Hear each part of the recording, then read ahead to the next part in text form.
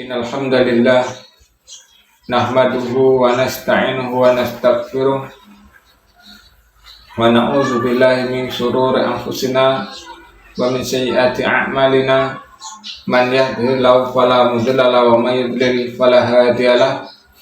Asyhadu an la ilaha illallah wahdahu la syarikalah wa asyhadu anna Muhammadan abduhu wa rasuluh.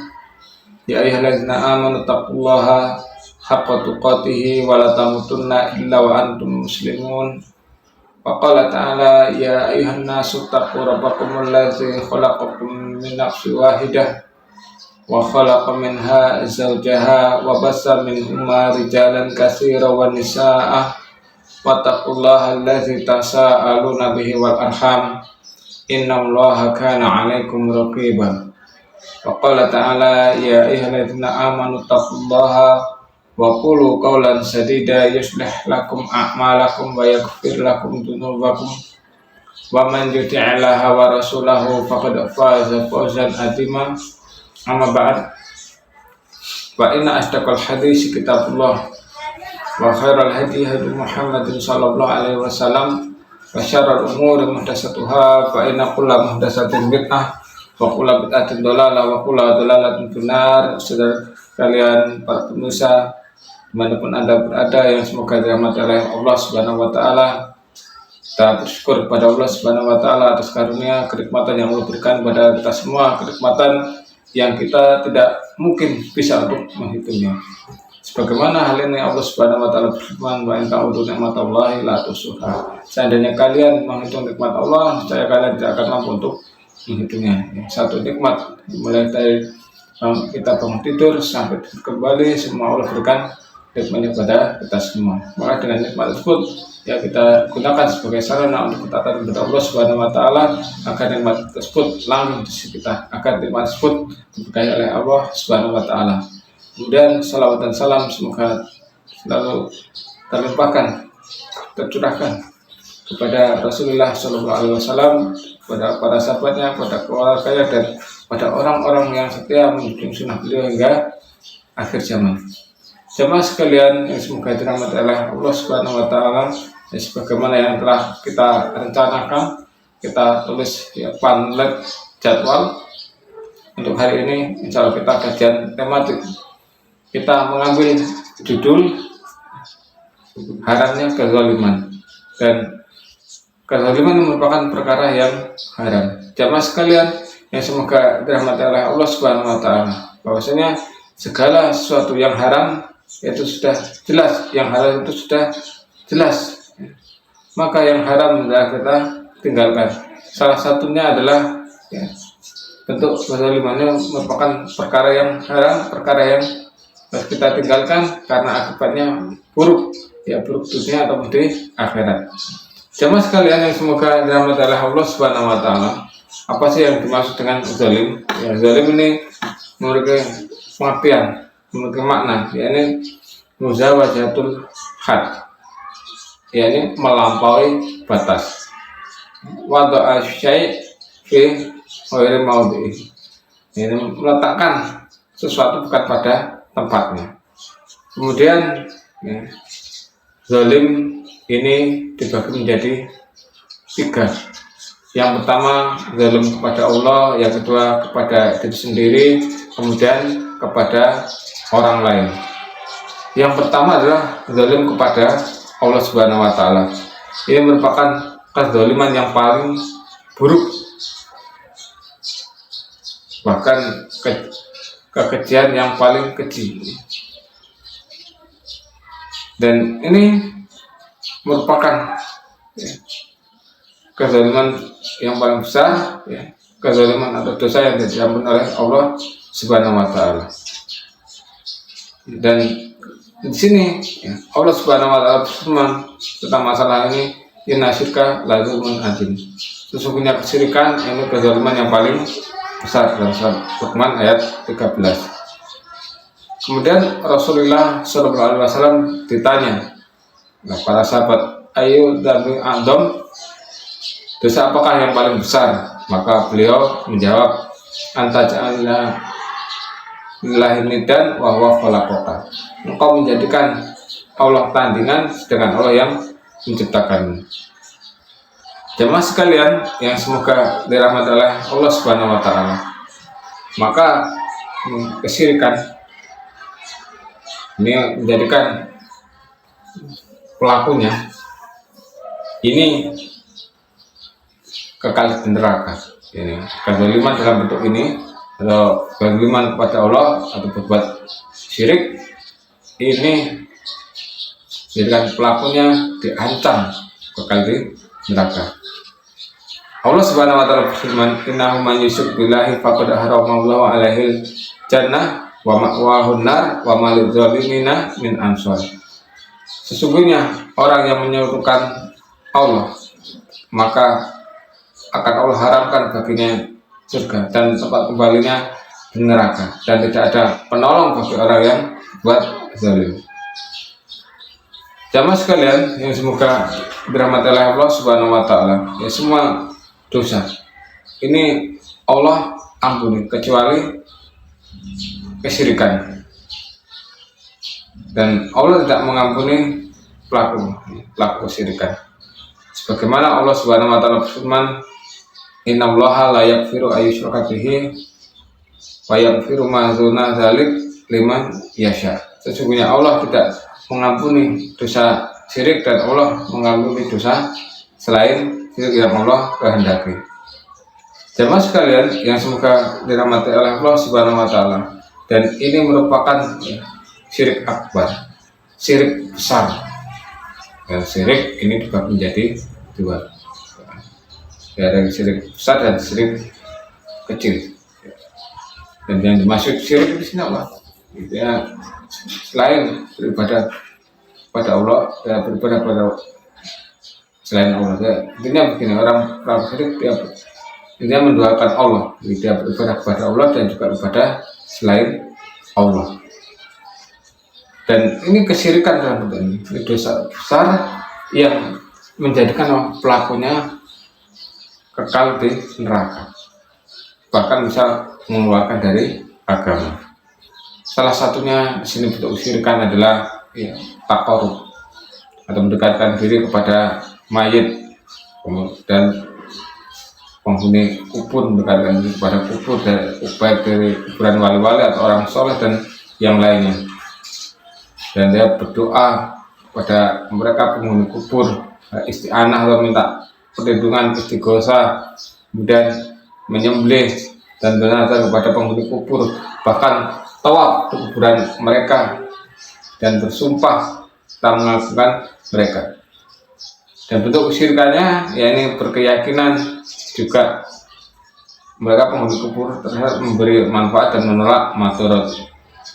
Dan juga bentuk kesyirikan ini bahwasanya penghuni kubur itu bisa mengatur segala kejadian dan mampu untuk menolak madarat dan memberikan atau mengangkat derajat seseorang. Kemudian juga bentuk kesyirikan, dia berkeyakinan bahwa dia juga bisa menolak madarat. Kemudian berkeyakinan juga bisa menolak dan memberi, bagaimana yang terjadi di kalangan sebagian negeri kaum muslimin. Dan ini sangat disayangkan. Itulah ya bentuk kesyirikan yang kita sebutkan dari contoh-contoh kesyirikan, ini perbuatan zalim kepada Allah Subhanahu wa taala. Dan ini ada pertanyaan, kenapa menyekutukan Allah Subhanahu wa taala atau berbuat syirik ini merupakan bentuk kezaliman? Karena zat yang berhak ibadah itu Allah, akan tapi dia beribadah kepada selain Allah, maka disitulah dijadikan disebut bentuk kezaliman. Kemudian jemaah sekalian, para pemirsa dimanapun Anda berada, yang semoga dirahmati oleh Allah Subhanahu wa taala.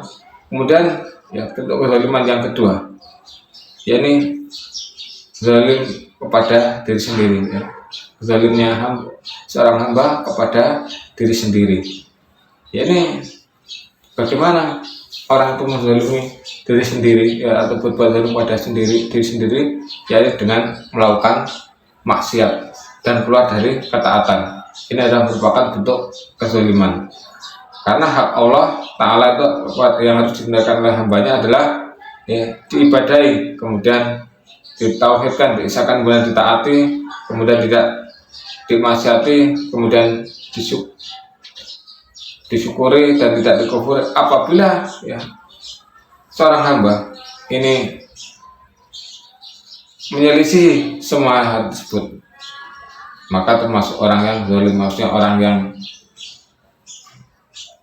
menyekutukan Allah, tidak beribadah kepada Allah, kemudian tidak bersyukur ataupun kufur, kemudian tidak taat ataupun maksiat. Ini merupakan apa? Berbuat zalim ya, berbuat zalim pada diri sendiri. Kemudian jamaah sekalian yang semoga dirahmati oleh Allah Subhanahu wa taala. Kemudian di sini Allah Subhanahu wa taala berfirman menerangkan dalam masalah ini dalam surat Al-Baqarah ayat 229.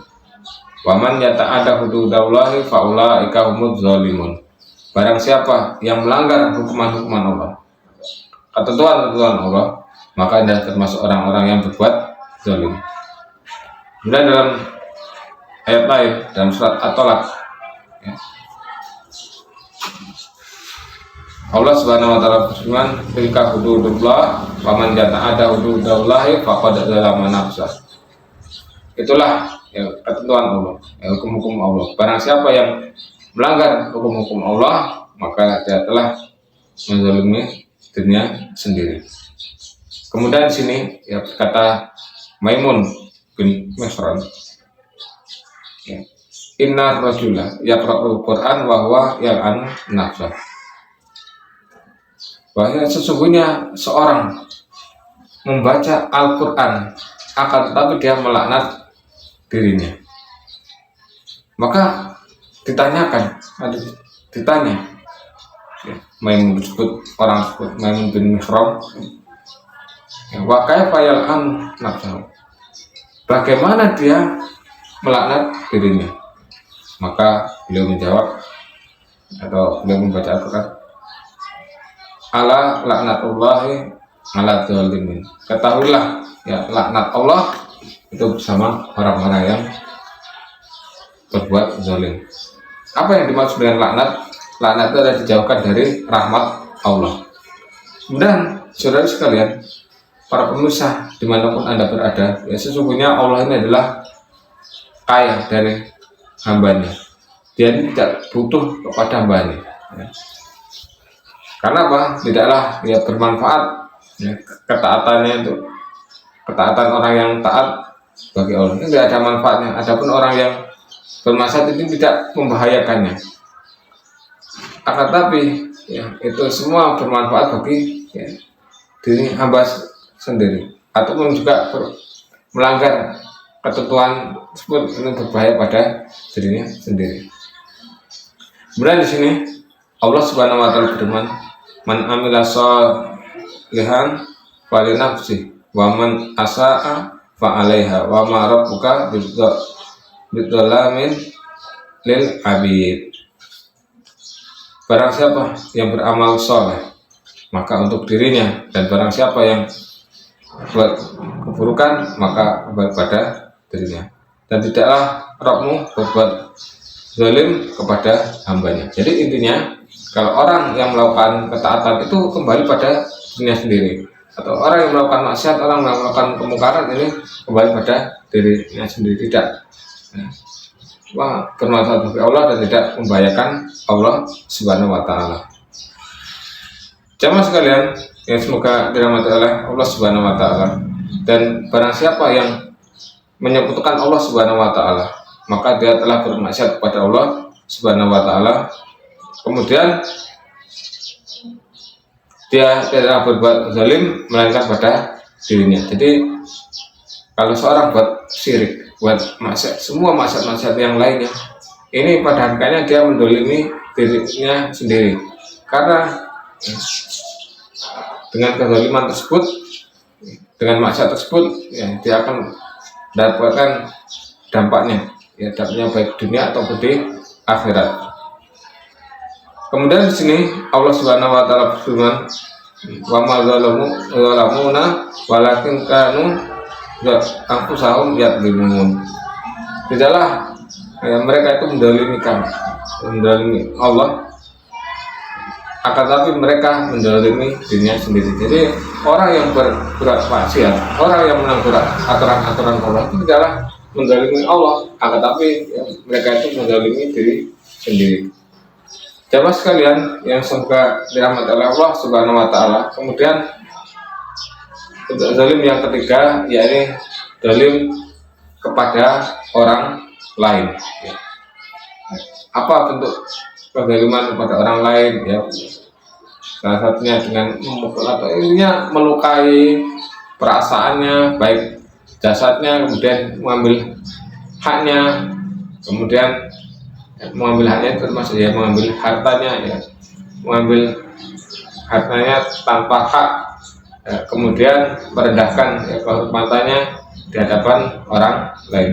Kemudian jamaah sekalian yang semoga dirahmati oleh Allah Subhanahu wa taala, dan sini berbuat zalim pada orang lain ini merupakan yang lebih berbahaya, bahkan dosa yang paling besar, bahkan akibatnya paling buruk, dan tidak bisa memungkinkan untuk bisa lepas bersih dari keburukan tersebut, tidak hanya dengan ya, meninggalkan atau ya, menyesal. Jadi ya, perbuatan zalim ini kepada orang lain ya, kita tidak bisa hanya berhenti saja, tidak bisa bebas dengan apa menyesal ataupun ya intinya minta maaf. Bahkan di sini harus apa meminta kehalalannya. Ya. Maksudnya begini, kalau seandainya kita pernah mencuri, ya, seandainya orang itu mencuri harta seorang, dia tobat, akan tapi ini belum bisa lepas dari maksiatan tersebut. Harus dia minta kehalalannya, misalnya ya, jujur pada orang tersebut, pada orang yang kita ambil hartanya, misalnya ya mohon maaf saya telah belum mengambil hartamu, saya minta kehalalannya. Ya, kalau orang tersebut ya, menghalalkan, ini kita bebas. Tapi kalau dia tidak menghalalkan, ya bahkan seandainya dia minta ganti, kita harus ya mengganti dulu. Kalau tidak mengganti ini ya, zalimnya tidak bisa hilang, dosanya tidak bisa hilang. Misalnya menggalikan apa ya, tadi haknya agar apa bisa lepas hal tersebut. Kemudian jamaah sekalian yang semoga dirahmati oleh Allah Subhanahu wa taala, sini ya, Sufyan Ats-Tsauri mengatakan, in laqaitallaha ta'ala bisa ba'idzan fi ma bainaka wa bainallah ta'ala ahwanun alaika min an talqahu bi dzanbin wahidin fi ma bainaka wa bainal ibad. Sesungguhnya jika engkau bertemu dengan Allah, seandainya engkau bertemu dengan Allah Ta'ala dengan 70 dosa, yang antara dosa tersebut antara engkau dengan Allah itu lebih ringan ya, daripada engkau membawa satu dosa yang berkaitan antara dirimu dan seorang hamba. Jadi dosa yang berkaitan antara dengan Allah itu lebih ringan dibandingkan dosa ya, antara kita seorang hamba tatkala kita bertemu Allah. Ini lebih ringan karena salah satunya apa? Kita minta kehalalannya. Kalau dosa yang berkaitan dengan Allah termasuk syirik, kalau seorang sudah bertobat maka Allah akan mengampuninya. Kemudian jamaah sekalian yang semoga dirahmati oleh Allah Subhanahu wa taala. Kemudian di sini ya, Abu Bakar Al-Warraq menyebutkan, aksaru ma yang iman min qalbi azulmun ibad. Yang paling banyak mencabut keimanan dari hati adalah dalamnya pada sama hamba. Jadi kezaliman ini bisa mencabut atau menghilangkan keimanan. Ya, imannya bisa tercabut dalam hati. Karena sebagaimana keyakinan ahlu sunnah, bahasanya iman itu bahwa yajidu bita'ah wa yanqusu bil maksiyah. Ini bertambah dengan ketaatan, berkurang dengan kemaksiatan. Salah satu bentuk kemaksiatan di sini adalah berbuat zalim. Jamaah sekalian yang semoga dirahmati oleh Allah Subhanahu wa taala, dan kezaliman ini merupakan hutang yang akan kita bayar nanti di hari kiamat. Makanya zalim kepada sesama hamba. Dan orang yang bangkrut di hari kiamat itu adalah orang yang berbuat zalim. Karena nanti di hari kiamat kalau orang yang berbuat zalim pada orang lain, maka akan diminta pahalanya. Ya, pahalanya akan diberikan pada orang yang zalimi tadi. Kemudian, ya kalau orang yang berbuat zalim ini nggak memiliki pahala, bagaimana? Justru dosa orang yang dizalimi itu diberikan kepada orang yang berbuat zalim tadi. Ini benar-benar bangkrut. Nauzubillah, semoga Allah Subhanahu wa taala melindungi dari perbuatan zalim. Jamaah sekalian yang semoga dirahmati oleh Allah Subhanahu wa taala. Kemudian di sini ya, Allah Subhanahu wa taala berfirman dalam hadis qudsi. Ya, hadis qudsi itu apa? Ya, yang hadis qudsi itulah dari Allah Subhanahu wa taala. Dan Allah ya Rasulullah sallallahu alaihi wasallam yang menyampaikan firman Allah, dan ini hadis qudsi beda dengan Al-Qur'an. Dan di sini Allah Subhanahu wa taala firman dalam hadis qudsi, ya ibadi inni haramtu zulma ala nafsi faja'al tuhu bainakum muharraman fala tadzalamu. Wahai hambaku, sesungguhnya aku mengharamkan kezaliman pada diriku dan mengharamkan dan aku jadikan keharaman di antara kalian, maka ya, janganlah kalian berbuat zalim. Di sini Allah Subhanahu wa taala menjelaskan bahwa Allah Subhanahu wa taala ini mengharamkan kezaliman pada dirinya sendiri. Kemudian Allah Subhanahu wa taala melarang agar kita tidak saling menzalimi. Jemaah sekalian yang semoga dirahmati oleh Allah Subhanahu wa taala, maka dengan ini ya wajib ya bagi manusia kita semua untuk saling mencintai saudara kita, menjadikan ya, persaudaraan dan saling mencintai dan saling merahmati, saling menyayangi, dan juga saling berbuat lemah lembut. Ya. Dan di sini Nabi Shallallahu Alaihi Wasallam bersabda, la yu'minu ahadukum hatta yuhibbu li akhihi ma yuhibbu li nafsihi. Dan tidak sempurna keimanan seorang sampai dia mencintai saudaranya apa yang dia sukai. Jadi maksudnya begini, ya kalau orang lain mendapatkan sesuatu, mendapatkan nikmat, ya kita ya senang kalau kita seandainya kita mendapatkan nikmat, kalau orang lain mendapatkan nikmat kita juga senang.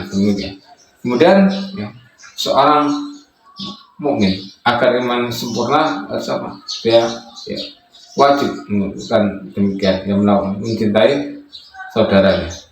Kemudian ya, dia mencintai, kalau dia senang apa yang disenangi oleh saudara, dia membenci apa yang dibenci oleh saudaranya. Kemudian dengan hal tersebut ya, berusaha bagaimana muamalahnya yang bisa menjadi baik. Kemudian jamaah sekalian yang semoga dirahmati oleh Allah Subhanahu wa taala, dan ya, kenapa kita dilarang berbuat zalim kepada orang lain? ya, karena harta, kemudian kehormatan kita, kehormatan kaum muslimin terutama itu adalah haram. Ya, haram ini maka hartanya tidak boleh diambil sembarangan, kemudian kehormatannya nggak boleh ditumpahkan, nggak boleh direndahkan, kemudian juga darahnya nggak boleh ditumpahkan. Jadi harusnya haram kita berbuat zalim kepada ya, orang lain, pada saudara kita. Kemudian di sini Rasulullah SAW pernah berkhutbah pada Haji Wada, ya, pada hari raya Idul Adha, dan di situ banyak ya berkumpul ya, manusia ya, bahkan sampai sini sebutkan sampai 100 ribuan lebih. Bagaimana Rasulullah SAW ya, bertanya kepada para jamaah itu, atadruna ai yaumil hadza, tahukah kalian hari apa ini? Ya, maka ya, para sahabat tersebut menjawab, ya, Allah wa Rasuluhu a'lam, Allah dan Rasulnya lebih tahu. Maka ya, mereka ya, diam, seakan-akan diamnya apa? Dia menyangka bahkan disebut bukan namanya disebut. Maka Rasulullah SAW bertanya, alaisa yaum nahar, bukankah ini hari sembelihan? Ya, maka para jamaah tersebut ya, orang-orang tersebut menjawab, ya, bala, ya, iya. Kemudian Rasulullah SAW bertanya lagi, Aisyah dan hadza, bulan apa ini? Ya, maka ya, jamaah tersebut, orang-orang tersebut menjawab, Allah wa Rasuluhu a'lam, Allah dan Rasulnya lah yang lebih tahu. Ya. Kemudian ya, Rasulullah SAW ya, bertanya, alaisa dan hijjah, apakah ini ya, bulan Dzulhijjah? Maka ya, ya, orang-orang itu menjawab bala, ya. Kemudian Rasulullah SAW bertanya lagi, ayu biladin hadza, ya, negeri apa ini atau negara apa ini? Maka orang-orang tersebut ya, para sahabat tersebut menjawab, Allah wa Rasuluhu a'lam, Allah dan Rasulnya yang lebih tahu. Ya, kemudian ya, Rasulullah SAW ya, bertanya lagi, al-ras ta bibilal haram, apa bukankah ini di negeri haram? Maka orang tersebut, para sahabat tersebut atau jamaah haji tersebut ya, bertanya atau menjawab, ya, na'am, bala, ya, iya. Maka Rasulullah SAW sabda, fa inna dima'akum wa a'radakum wa amwalakum alaikum haramun hurmatu yaumikum hadza. Maka sesungguhnya darah-darah kalian, kehormatan kalian, harta kalian haram atas kalian seperti haramnya hari ini, pada bulan ini, di negeri ini. Ila yang talqauna rabbakum, sampai engkau bertemu dengan Rabbmu. Jamaah sekalian yang semoga dirahmati oleh Allah Subhanahu wa taala. Kemudian ya, Rasulullah SAW bersabda, al muslim akhul muslim la yadlimuhu wala yusallimuhu.